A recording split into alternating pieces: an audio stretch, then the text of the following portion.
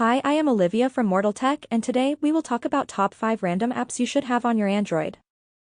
These are the Android apps that stand alone at the top of an ever-growing pantheon. These apps have become ubiquitous with Android, and if you're looking for the good stuff, it's assumed that you've used some of these apps already. On number 1 is OneWeather. OneWeather is arguably the best weather app out there. It features a simple, paginated design that shows you the current weather, forecast for up to 12 weeks, a radar, and other fun stats. Along with that, you'll get a fairly decent set of lightly customizable widgets and the standard stuff like severe weather notifications, and a radar so you can see the storms approaching. There is also a video element with 2 or 3 minute weather updates for your region. The UI is logical and reasonably easy to navigate as well. The radar occasionally hangs while loading, but it's usually not too big of a deal. The free version has every feature with some mild, inoffensive advertising. The single $1.99 in-app purchase removes advertising. Most will also likely enjoy the range of weather fun facts as well when you open the app. We have a list of the best weather apps and widgets if you want more options. On number 2 is Google Drive. Google Drive is a cloud storage solution available on Android where all new users get 15 gigabytes for free permanently upon signing up. You can, of course, buy more if needed. What makes Google Drive so special is the suite of Android apps that are attached to it. They include Google Docs, Google Sheets, Google Slides, Google Photos, Gmail, Google Calendar, and Google Keep.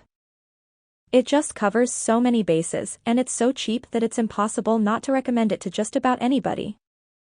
Some of the features of these apps include live collaboration, deep sharing features, and compatibility with Microsoft Office documents. It's easy to use, you get 15 gigabytes of free storage for your documents, and the cross-platform support is pretty good. You can find more cloud storage apps here and more Office apps here if you want something different. On number 3 is Google Maps. Google Maps virtually owns the navigation apps scene and it remains of the best Android apps ever.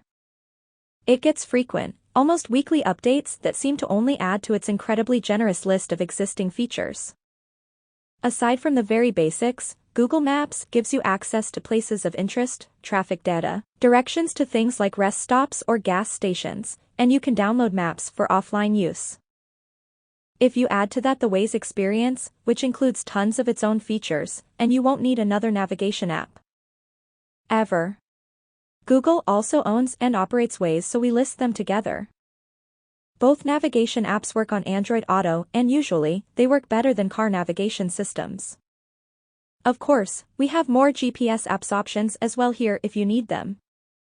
On number 3 is Google Search. This is one seriously powerful app. It also works on most Android devices. You simply download the app and then enable it.